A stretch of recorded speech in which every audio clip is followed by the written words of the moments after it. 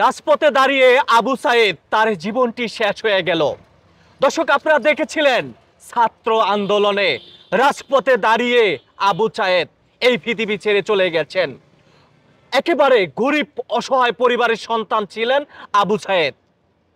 আবু সাইদের খুব স্বপ্ন ছিল বাবা মাকে দেখার জন্য, কিন্তু আবু সাইদ খুব গরিব অসহায় পরিবারের একটি সন্তান ছিল। কিন্তু আবু সাইদের পরিবার এখন কেমন আছে, কি করছে আবু সাইদের পরিবার আপনারা জানেন? লক্ষ লক্ষ কোটি কোটি মানুষ আবু সাইদকে নিয়ে আফসোস করেছে। খুবই দুঃখজনক। সেই আবু সাইদকে নিয়ে আজকে একটি কবিতা লিখেছেন ভাইরাল কবি আজিজুর রহমান আজাদ। এই কবিতাটি শুনলে আপনারা রীতিমতো চমকিয়ে যাবেন। এত সুন্দর একটি কবিতা আবৃত্তি করেছেন। আমরা লেট না করে সেই কবিতাটি শুনাইতে চাই আপনাদেরকে। আপনি এত সুন্দর একটি কবিতা লিখেছেন, আমাকে বলেছেন যে হায়দার সাহেব আমি একটি কবিতা লিখেছি আবু সাইদকে নিয়ে। মানে এই আবু সাইদকে নিয়ে কবিতাটি লেখার কারণটা ছিল কি আপনার?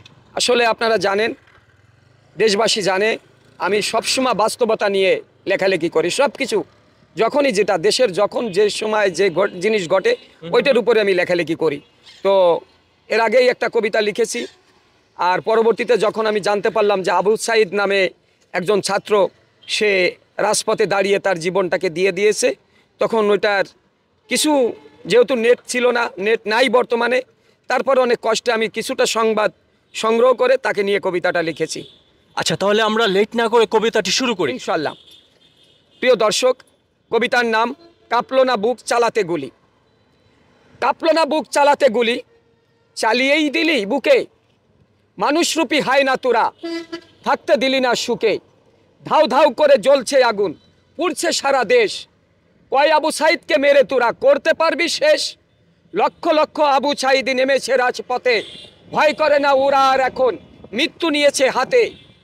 মানুষ সে তো একবারই মরে, মেরেও হয় না শেষ। গোটা আন্দোলনে কেন আজ জ্বলছে গোটা দেশ। মায়ের বুকটা করলি খালি, ঝাঁঝরা করলি বুক, স্বাধীন করে এই কি পেলাম, কেড়ে নিলি সব সুখ। দেশত্বপ্রেম বুকের মাঝে ধারণ করে যারা, দেশের জন্য যুদ্ধ করলে বিনিময় চায় না তারা। হাজার হাজার কোটি টাকা বিদেশেতে হয়ে যাচ্ছে পার, ধরাছোঁয়ার বাইরে তারা, কেন বিচার হয় না তার।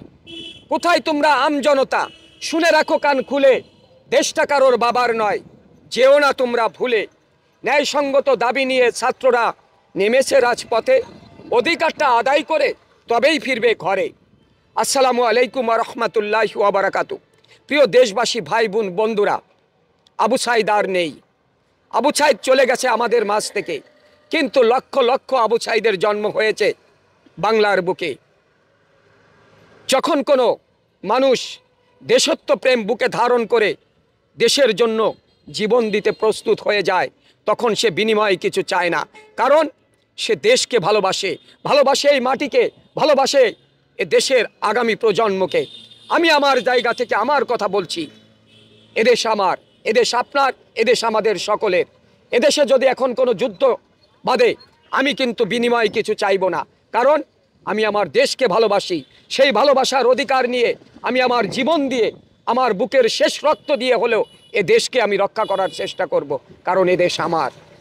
তাই আমি বলবো, যারা দেশের জন্য ৭১-এ যুদ্ধ করেছিল, আজ তারা বিনিময়ে অনেক কিছু পেয়েছে, পাচ্ছে, আরও পাবে, আবার সন্তানেরাও নিবে, আবার নাতিরাও নিবে। তাহলে সাধারণ মানুষগুলো কোথায় যাবে? আপনারা বিবেচনা করুন। আপনারা যারা সরকারে আছেন তারা বিবেচনা করুন, দেশের মেধাবী সমাজগুলো কোথায় যাবে? এই যে লক্ষ লক্ষ সন্তানেরা প্রতি বছর পাশ করে বেরিয়ে যাচ্ছে, এরা কোথায় যেয়ে দাঁড়াবে? আপনারা ওনাদের কথা বিবেচনা করুন। আর সেই দাবি নিয়ে তারা আজ রাজপথে নেমেছিল। আপনারা তাদের দাবি মেনে নিয়ে তাদেরকে শিক্ষাঙ্গনে ফিরিয়ে নিন, মায়ের সন্তান মায়ের কোলে ফিরিয়ে যেতে দিন। আর কোনো মায়ের সন্তানের রক্ত দিয়ে যেন এ দেশ রাজপথ রঞ্জিত না হয়, এটাই আমরা সাধারণ মানুষ দেখতে চাই। দেখতে চাই না আর কোনো গাড়িতে আগুন ধাউ ধাউ করে চলছে, দেখতে চাই না আর কোনো মেট্রো রেলের স্টেশন ধাউ ধাউ করে জ্বলছে। তবে আমার মনে হয় এটা ছাত্র সমাজের কাজ না। যারা করছে তাদেরকে আইনের আওতায় এনে দৃষ্টান্তমূলক শাস্তি দেওয়া হোক, এই আশা ব্যক্ত করে বিদায় নিব। তবে যাবার আগে একটি কথা বলবো। ধন্যবাদ আপনাকে।